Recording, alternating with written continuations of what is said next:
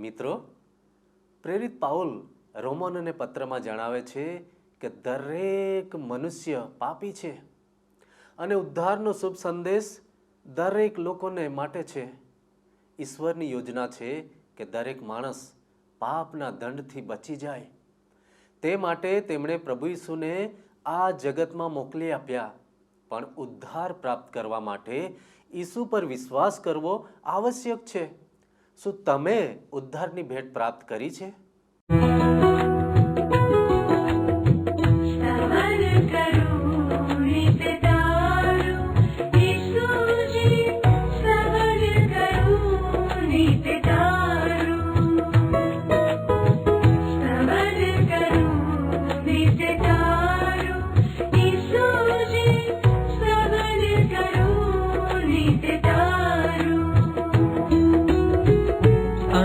सवारे साध सुनी तऊ महिमा करूं प्रभु तारो,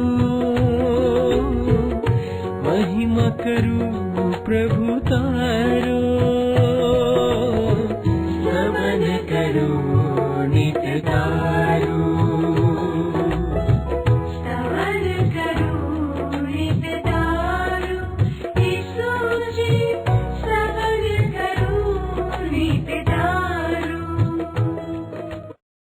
વહાલા દર્શક મિત્રો, વર્લ્ડ રિસાઉન્ડ્સ ટુડે દ્વારા પ્રસ્તુત સ્તવન કાર્યક્રમમાં આપ સર્વનું હાર્દિક સ્વાગત છે. મિત્રો, આ કાર્યક્રમમાં આપણે બાઇબલના દરેક પુસ્તકોનો પદ્ધતિસર અભ્યાસ કરતા હોવાથી આપણે આપણા જીવન માટેના ઈશ્વરના હેતુઓને સમજી શકીએ છીએ. હું ઈશ્વરનો આભાર માનું છું કે સ્તવન કાર્યક્રમના માધ્યમ દ્વારા આપ અમારી સાથે રોમનોના પત્રનો અભ્યાસ કરી રહ્યા છો. મારો વિશ્વાસ છે કે આ અભ્યાસ દ્વારા આપના જીવનમાં આશાનું કિરણ દેખાયું હશે. આપણે બધા સ્વભાવે પાપી છીએ અને દંડ એટલે કે નર્કના આપણે ભાગીદાર છીએ. પરંતુ ઈશ્વરની મહાન ભેટ પ્રભુ ઈસુ ખ્રિસ્તમાં આપણને અનંત જીવન છે અને જેઓ ખ્રિસ્તમાં છે તેમના માટે હવે દંડની જોગવાઈ નથી. આજે આપણે રોમનોને લખેલા પત્રના અંતિમ અધ્યાયનો અભ્યાસ કરવાના છીએ. સંત પાઉલ આ અંતિમ અધ્યાયમાં 35 લોકોને શુભેચ્છા પાઠવે છે. કેટલાક તેમના સહયોગી હતા, કેટલાકને તેમની સેવા દ્વારા મુક્તિની ખાતરી મળી હતી અને કેટલાક એવા છે જેઓ મંડળીનું નિર્માણ કરનારા હતા. આ અંતિમ અધ્યાયમાં સંત પાઉલ વિવિધ સૂચનાઓ, શુભેચ્છાઓ, ચેતવણીઓ અને પ્રશંસાઓ દ્વારા પત્રનું સમાપન કરે છે. અહીં સંત પાઉલે જે શીખવ્યું તેની વિરુદ્ધ ભાગલા પાડનાર અને ઠોકર ખવડાવનાર સામે અંતિમ ચેતવણી આપે છે. અંતમાં સંત પાઉલ રોમની મંડળીના લોકોને અને આપણને પણ એવા લોકોથી સાવધ રહેવાની ચેતવણી આપે છે. તો દર્શક મિત્રો, ચાલો આજના અભ્યાસની શરૂઆત કરીએ. આજે મિત્ર હવે આપણે રોમનોને પત્રનો અભ્યાસ કરતા કરતા તેના આખરી અધ્યાયમાં એટલે કે 16મા અધ્યાયમાં આવી પહોંચ્યા છીએ. આ 16મા અધ્યાયમાં કુલ 35 વ્યક્તિઓના નામનો ઉલ્લેખ કરવામાં આવ્યો છે મિત્ર. એમાંના બધા જ કાં તો રોમમાં રહેતા વિશ્વાસીઓ હતા અથવા તો પાઉલ સાથે કરિન્થ શહેરમાં હતા. રોમન ફિલસૂફી અને વ્યવહારથી તદ્દન ઉલટું એ લોકો વચ્ચે પ્રેમ અને કોમળ લાગણી હતા. આ વિશ્વાસીઓ તદ્દન જુદા હતા. હવે મિત્ર, તમે મારી સાથે સાથે પ્રેમ સંદેશ નામના તમારા પુસ્તકના 462 નંબરના પૃષ્ઠ ઉપર વ્યક્તિગત શુભેચ્છાઓ એ શીર્ષક નીચે રોમનોને પત્રના 16મા અધ્યાયની પ્રથમ 2 કલમો જોશો તો પ્રેષિત પાઉલ એમાં કહે છે કે કેંક્રિયાની મંડળીની સેવિકા તથા આપણી બહેન ફેબીને માટે હું ભલામણ કરું છું. ઈશ્વરના લોકોને શોભે તે રીતે પ્રભુના નામમાં તેનું સન્માન કરજો. તેણે ઘણા લોકોને તથા મને મદદ કરી છે, તેથી તે પણ જ્યારે તમારી પાસે મદદની માગણી કરે ત્યારે તેને સહાય કરજો. વિશ્વાસના શૂરવીરોની આ એક બીજી નામાવલી ફેબી નામની મહિલાનું નામ સૌ પ્રથમ આવે છે. ફેબી બિનયહૂદી મહિલા હતી. મેં અગાઉ કહ્યું છે મિત્ર એ પ્રમાણે રોમની મંડળીમાં ઘણા બિનયહૂદી વિશ્વાસીઓ હતા. આ ફેબી પ્રેષિત પાઉલે રોમનોને લખેલા પત્ર રોમન વિશ્વાસીઓ પાસે લઈ ગઈ હતી. પાઉલે આ પત્ર તેની સાથે મોકલાવ્યો હતો. લાગે છે કે ફેબી પ્રભુ ઈસુ ખ્રિસ્તની મંડળીમાં બહુ જ મહત્વની વ્યક્તિ હતી. ફેબીમાં ઘણી બધી લાયકાતો હતી. ફેબીને કેંક્રિયાની મંડળીની સેવિકા તરીકે ઉલ્લેખવામાં આવી છે. એ તમે જોયું મિત્ર? કરિન્થ શહેરથી કેંક્રિયા શહેર 8 થી 10 માઇલના અંતરે આવેલું હતું. હવે પાઉલ જ્યારે કરિન્થ શહેરમાં હતો ત્યારે તેણે આ રોમનોને પત્ર લખ્યો હતો અને ફેબી એ પત્ર રોમમાં લઈ ગઈ. આરંભની મંડળીમાં મહિલાઓ પણ મિત્ર કેટલી બધી મહત્વની કામગીરી બજાવતી હતી એ તમે જુઓ. પ્રેષિત પાઉલ હવે 3જી કલમથી ઘણા બધા સ્નેહીજનોને શુભેચ્છાઓ પાઠવે છે. 3જી અને 4થી કલમમાં કહે છે, ઈસુ ખ્રિસ્તની સેવામાં મારા સહકાર્યકરો પ્રિસ્કા તથા આકુલાને મારી શુભેચ્છા. મારો જીવ બચાવવા તેઓએ પોતાના જીવ જોખમમાં મૂક્યા હતા. ફક્ત હું જ નહીં પણ બિન યહૂદીઓની મંડળીઓ પણ તેમની આભારી છે. હવે આ સમય દરમિયાન મિત્ર પ્રભુ ઈસુ ખ્રિસ્તની બિન યહૂદી મંડળીઓ પણ અસ્તિત્વમાં આવી હતી. રોમની મંડળી મારી ધારણા પ્રમાણે મહદ અંશે તો બિન યહૂદી લોકોની બનેલી હતી. એમાં ઘણી બધી નાત જાતના લોકોનો સમાવેશ થતા હતા. ઘણા બધા નાત જાતના લોકોનો સમાવેશ. હવે આજે 20મી સદીના અંત સુધી 21મી સદી હવે તો શરૂ થઈ ગઈ. દુનિયાભરમાં અનેક નાત જાતના વિવિધ પ્રકારની માન્યતા ધરાવતા બધા જ ધર્મોના વિવિધ પાશ્ચાત્ય ભૂમિકા ધરાવતા અસંખ્ય લોકો પ્રભુ ઈસુ ખ્રિસ્તને શરણે આવીને પાપોની માફી પ્રાપ્ત કરી પ્રભુ ઈસુ ખ્રિસ્તની મંડળીમાં જોડાયા છે. કારણ કે ઈસુ ખ્રિસ્ત તો સમગ્ર માનવજાતના ઈશ્વર છે. એકલા ખ્રિસ્તી કુટુંબમાં જન્મેલા લોકોના જ નહીં મિત્ર. વારું. હવે 4થી કલમમાં આપણને બીજા 2 નામો જોવા મળે છે, પ્રિસ્કા તથા આકુલા. આ લોકો યહૂદી હતા. પ્રિસ્કા અને આકુલા એ યહૂદી નામ છે. આ પ્રિસ્કા તથા આકુલા કઈ રીતે પાઉલને અને મળ્યા અને કઈ રીતે એમણે પાઉલની મદદ કરી? હવે રોમ શહેરમાં યહૂદીઓ વિરુદ્ધનું મોજું ફળી વળ્યું હતું અને એના કારણે આકુલા અને પ્રિસ્કાએ રોમ શહેર છોડવું પડ્યું હતું. પાઉલ જ્યારે કરિન્થ શહેરમાં હતો ત્યારે તેઓએ કરિન્થ આવીને દુકાન ખોલી હતી. કરિન્થ ત્યારે એક મહત્વનું વ્યાપાર ઉદ્યોગનું શહેર હતું અને પાઉલ પણ ત્યાં તંબુ બનાવીને વેચવાનો ધંધો કરતો હતો. એ લોકો તંબુ બનાવનાર કારીગરો હતા, તેથી તેઓએ એકબીજા સાથે ભાગીદારી કરી. પાઉલે, પ્રિસ્કા અને આકુલા અને પ્રિસ્કાને પ્રભુ ઈસુ ખ્રિસ્તને શરણે પ્રેષિત પાઉલ લઈ આવ્યો અને પછી એ લોકો પાઉલ સાથે એફેસસ શહેરમાં ગયા. પ્રેષિતોના કાર્ય નામનું જે પુસ્તક છે બાઇબલમાં નવા કરારના વિભાગમાં, એના 18મા અધ્યાયની 27મી કલમ તમે જુઓ તો તેઓ આપોલસના મદદનીશ બન્યા હતા એવું લખવામાં આવ્યું છે. જુઓ શું કહે છે? આપોલસે ગ્રીસ જવાનો નિર્ણય કર્યો હોવાથી ત્યાં તેનો આવકાર થાય તે માટે એફેસસના વિશ્વાસીઓએ ગ્રીસમાં વસતા તેમના ભાઈઓ પર પત્ર લખીને તેને મદદ કરી. તે ત્યાં આવી પહોંચ્યો અને જેઓ ઈશ્વરની કૃપાથી વિશ્વાસીઓ બન્યા હતા તેમને ખૂબ જ મદદ કરતા થઈ પડ્યો. જોયું તમે? વારું. હવે 16મા અધ્યાયની 5મી કલમમાં આપણે જોઈએ રોમન લોકોને લખેલો પત્ર. 16મો અધ્યાય 5મી કલમ શું કહે છે? તેમના ઘરમાં સંગત માટે એકઠી મળતી મંડળીને પણ મારી શુભેચ્છા. પ્રેષિત પાઉલ આ પ્રમાણે કહે છે. હવે આપણે જોઈએ મિત્ર તો આરંભમાં સ્થાનિક મંડળીના લોકો ઈશ્વરની આરાધના ભક્તિ માટે ઘરોમાં ભેગા થતા હતા, એકબીજાના ઘરોમાં. પ્રેષિતોના કાર્ય 12મો અધ્યાય 12મી કલમ, કોલોસી લોકોને લખેલો પત્ર 4થો અધ્યાય 15મી કલમ, કરંથવાસીઓને લખેલો પહેલો પત્ર 16મો અધ્યાય 19મી કલમ અને ફિલોમોન ને લખેલો પત્ર 2જો અધ્યાય વગેરે સંદર્ભો આ બાબતને અનુમોદન આપે છે. પ્રભુ ઈસુ ખ્રિસ્તની 3જી સદી સુધી દેવળો બંધાયા નહોતા મિત્ર. અને એટલે આરંભમાં દેવળ અથવા તો મંડળીની વ્યાખ્યા મકાન અથવા તો ઇમારત નહોતી. પ્રથમ 3 સદી સુધી દેવળ અથવા તો મંડળી એટલે પ્રભુ ઈસુ ખ્રિસ્ત પર વિશ્વાસ કરનાર વિશ્વાસીઓનો સમૂહ એવી વ્યાખ્યા થતી હતી. અને વિશ્વાસીઓ એકબીજાના ઘરોમાં ઈશ્વરની આરાધના ભક્તિ માટે એકઠા થતા હતા.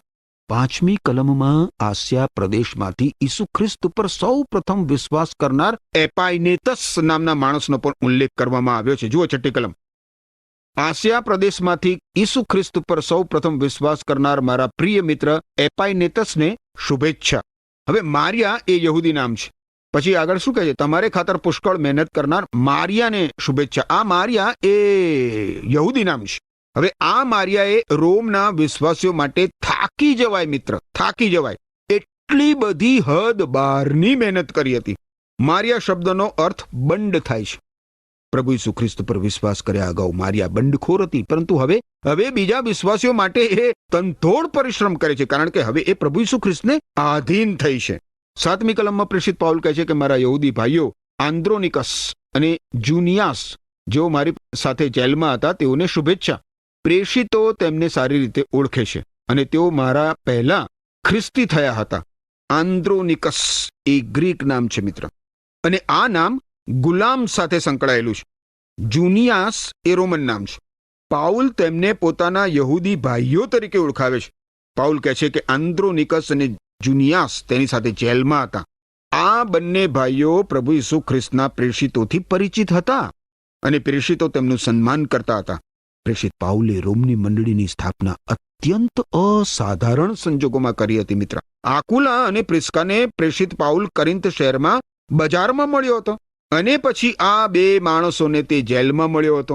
આ બધા લોકો પછી રોમ શહેરમાં ગયા હતા અને ત્યાં પ્રભુ ઈસુ ખ્રિસ્તની મંડળી સ્થાપી હતી. આગળ 8મી અને 9મી કલમમાં કહ્યું છે કે પ્રભુની સંગતમાં મારા પ્રિય મિત્ર આપ્લિયાતસને શુભેચ્છા. ઈસુ ખ્રિસ્તની સેવામાં આપણા સહકાર્યકર ઉર્બાનસ અને મારા પ્રિય મિત્ર સ્ટાખુસને શુભેચ્છા. આપ્લિયાતસ એ ગુલામોમાં રખાતું નામ છે મિત્ર. પુરાતન સમયના વિશ્વાસી સુરવીરોની કબરો પર એ જોવા મળે છે. એ તો માન સન્માન ભરી જગ્યા છે. આપ્લિયાતસ પ્રેષિત પાઉલ દ્વારા પ્રભુ ઈસુ ખ્રિસ્તને શરણે આવ્યો હતો અને પાઉલના હૃદયમાં એના માટે સ્નેહભર્યું સ્થાન હતું. હવે 9મી કલમમાં આપણને ઉર્બાનસ એવું નામ જોવા મળે છે. ઉર્બાનસ એટલે શહેરીજન. આ નામ પણ ગુલામોમાં સર્વસામાન્ય હતું. આ ઉર્બાનસનો ઉછેર ગ્રામ્ય પ્રદેશમાં નહીં પણ શહેરમાં થયો હતો. ઉર્બાનસને વિશ્વાસીઓ મધ્યે પ્રભુ ઈસુ ખ્રિસ્તની સેવામાં પાઉલના સહકાર્યકર તરીકે ઓળખાવવામાં આવ્યો છે. સ્ટાખુસ એ રાજવી ઘરાનાના કાર્યકર્તાઓમાંનો એક છે. આ સ્ટાખુસ માત્ર પાઉલને જ નહીં પણ પ્રભુ ઈસુ ખ્રિસ્તની મંડળીને પણ પ્રિય હતો. 10મી કલમમાં પાઉલ અપોલોસ અને આરિસ્તોબુલસને શુભેચ્છા પાઠવે છે. જુઓ 10મી કલમ શું કહે છે. અપોલોસ જે ઈસુ ખ્રિસ્તને વિશ્વાસુ માલુમ પડ્યો છે તેને શુભેચ્છા. આરિસ્તોબુલસના કુટુંબીજનોને શુભેચ્છા. જોયું તમે, આપોલસ એટલે માન્યતા પામેલો. આપોલસ કાં તો ગ્રીક નામ છે અથવા તો યહૂદી નામ છે. એ નામ યહૂદીઓમાં સર્વસામાન્ય હતું. અપોલોસે ઘણી કઠણ કસોટીઓમાંથી પસાર થવું પડ્યું હતું. હવે લોકવાયકા તો એવી છે કે અપોલસને સ્મરના શહેરનો અથવા તો હર્કલેયા શહેરનો ધાર્મિક આગેવાન બતાવવામાં આવ્યો છે. આરિસ્તોબુલસ એ એક સાક્ષર મહાન હેરોદના પૌત્ર તરીકે ઓળખાવે છે. તારો છું ઓ ખ્રિસ્ત, માનું તારી વાત, કાંકે તે કીધી છે પ્રિય. તો પણ આવું હું ખરા વિશ્વાસ સાથ ને તુજ પાસે રહીશની. રાખ મને સ્તંભ પાસે હે પ્રભુ, જ્યાં તે મુજ માટે મોત સહ્યું. રાખ મને તુજ કુખની પાસે હે પ્રભુ, જ્યાંથી મૂલ્યવાન રક્ત વહ્યું.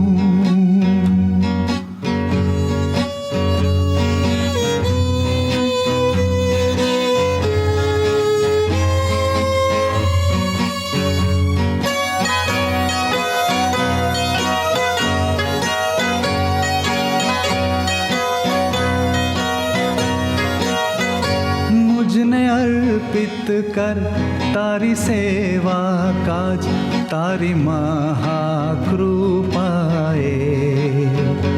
खरा विश्वासे जो तने आज, तारी मर्जी मुझ थाए. राख મને સ્તંભ પાસે હે પ્રભુ, જ્યાં તે મુજ માટે મોત સહ્યું.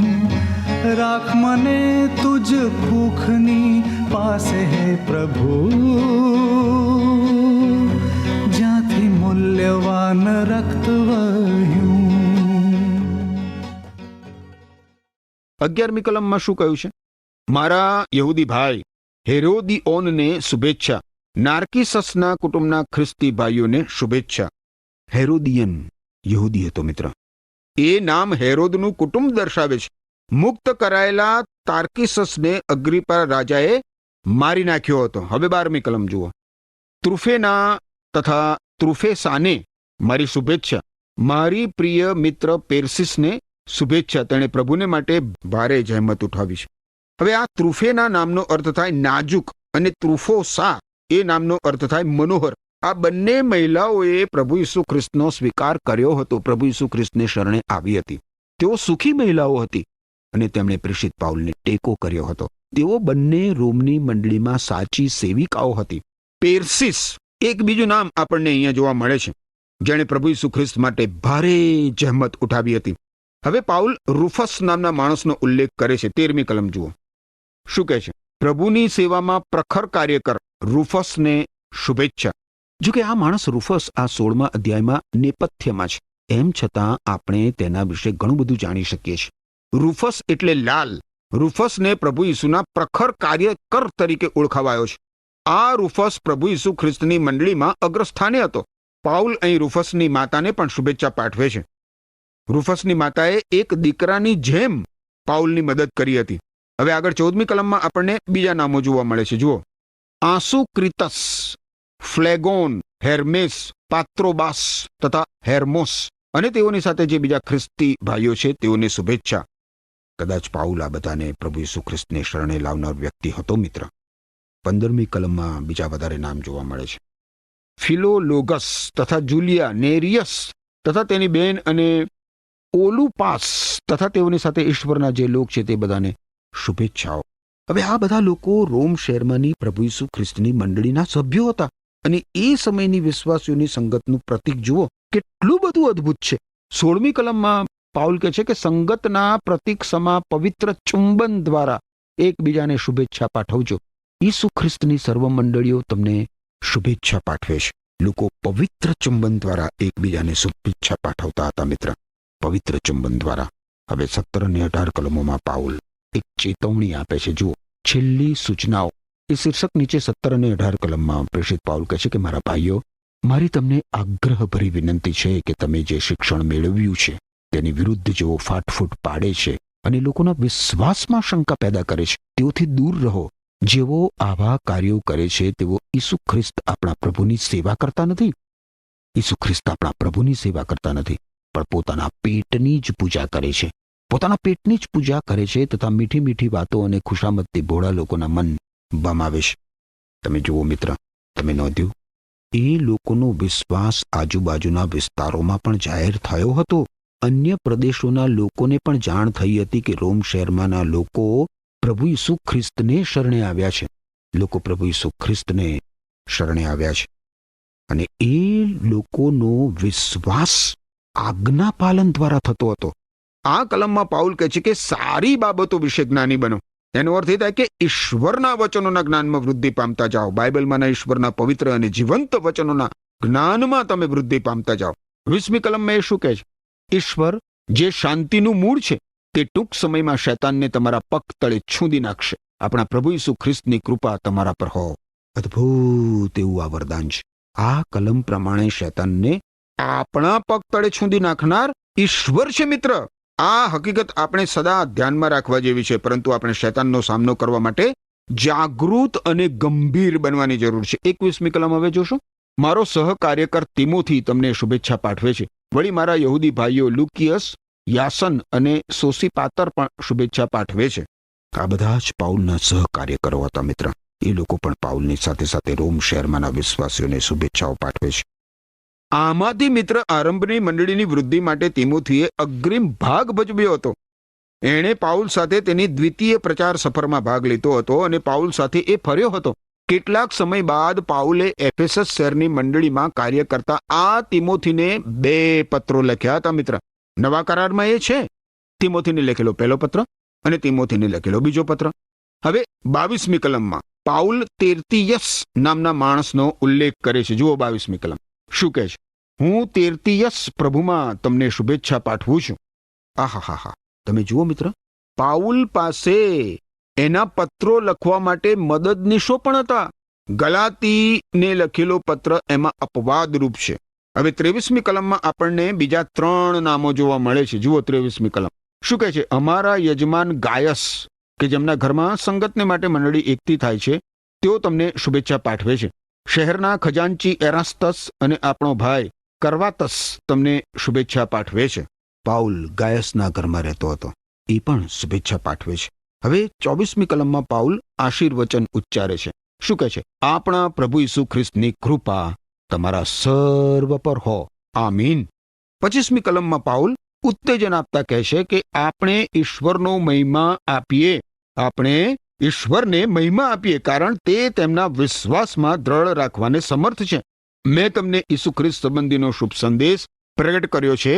વળી અનાદિકાળથી ગુપ્ત રાખવામાં આવેલો ઈશ્વરનો માર્ગ મેં તમને જણાવ્યો છે.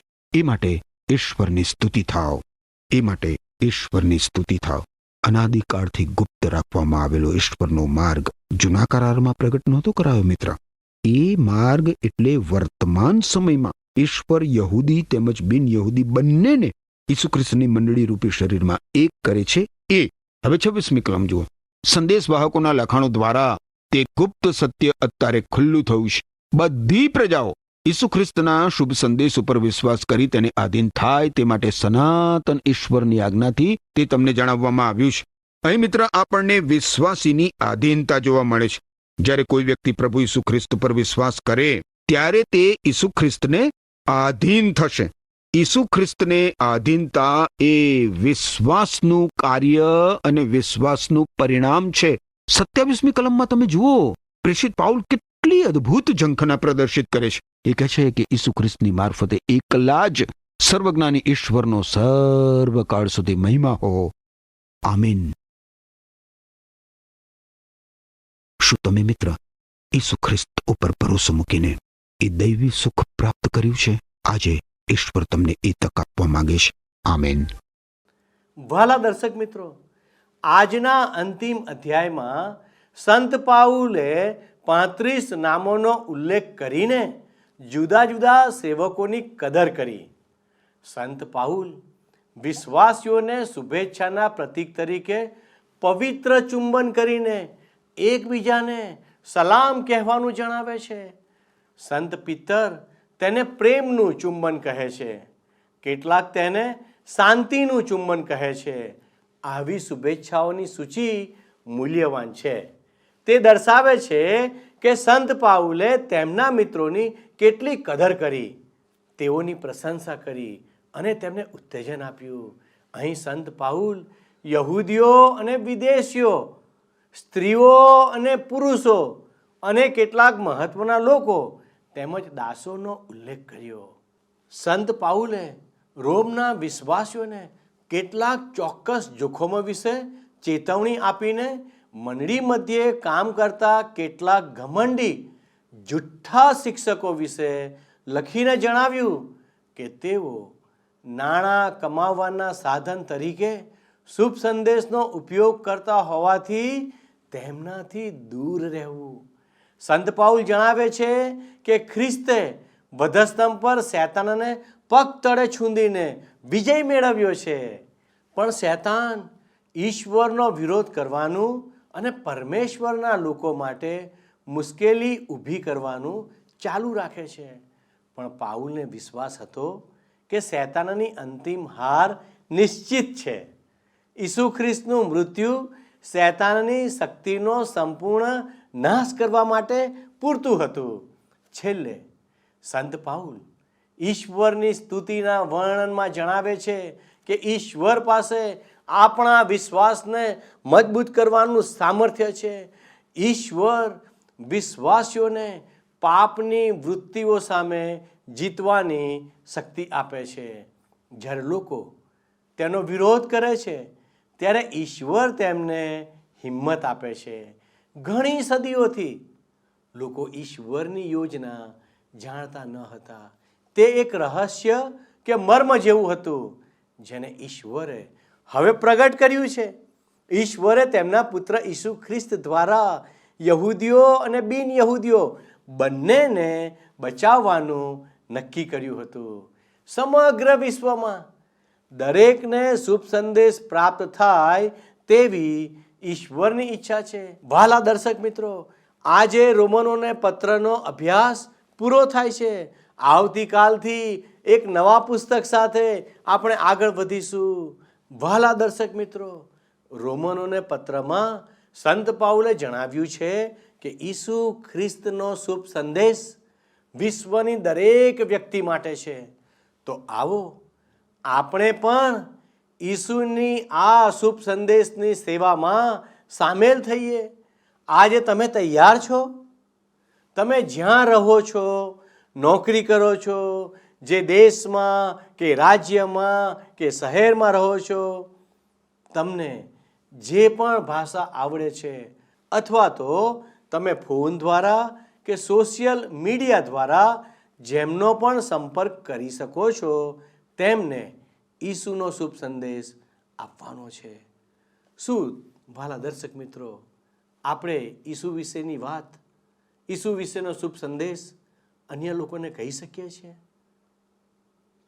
વહાલા દર્શકો, આ બાબત સમજવા ઈશ્વર તમને સહાય કરે. આવો આપણે પ્રાર્થના કરીએ. વહાલા ઈશ્વર પિતા, અમે તમારો આભાર માનીએ છીએ, તમારી સ્તુતિ કરીએ છીએ. પવિત્ર દેવ, તમે અમને મદદ કરી, તમે અમને તમારી કૃપા પૂરી પાડી અને તમે રોમનોના પત્રનો અભ્યાસ કરવામાં અમને મદદ કરી. અમે તમારો આભાર માનીએ છીએ. અમારી પ્રાર્થના છે, તમે અમને મદદ કરો, અમારા દૈનિક જીવન પર તમારી કૃપા રેડો. અમારી આ પ્રાર્થના ઈસુના નામમાં માગીએ છીએ. આમેન. વહાલા દર્શક મિત્રો, આજે આપણે રોમનોના પત્રનો અભ્યાસ પૂરો કર્યો છે. પણ આ પત્રનો અભ્યાસ કરતાં કરતાં ઈશ્વરે આપની સાથે ઘણી બધી વખત વાતો કરી છે. પણ જો આપે અમને ફોન કર્યો નથી, તો મારી આપને વિનંતી છે કે આજે આપ અચૂકથી અમને ફોન કરશો. અમે આપના પ્રતિભાવોની અપેક્ષા રાખી રહ્યા છીએ. અમે ઈચ્છીએ છીએ કે અમે તમારા માટે પ્રાર્થના કરીએ. માટે તમે અત્યારે જ અમારા પ્રતિનિધિ સાથે ફોન કરીને પ્રાર્થના કરી શકો છો.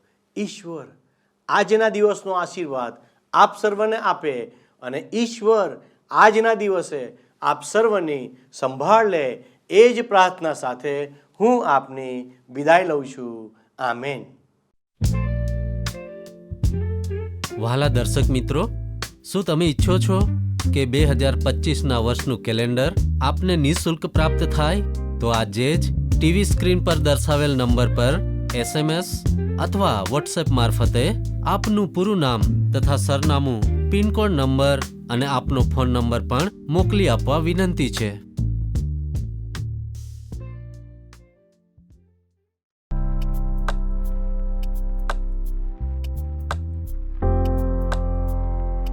મિત્રો, ગત પ્રશ્નનો જવાબ છે દૈવી.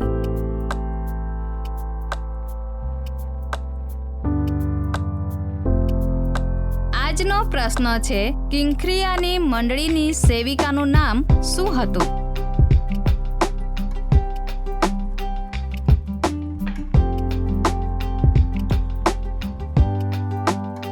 જવાબ આપેલ સ્ક્રીન પર દર્શાવેલ વોટ્સએપ નંબર પર આપવાનો રહેશે. કાર્યક્રમ દરમિયાન પૂછેલા પ્રશ્નનો સાચો જવાબ આપનાર વિજેતાઓના નામ દર મહિનાના પ્રથમ સોમવારે જાહેર કરવામાં આવશે. શું તમને આ કાર્યક્રમ ગમ્યો? અત્યારે જ અમને મિસ કોલ કરો.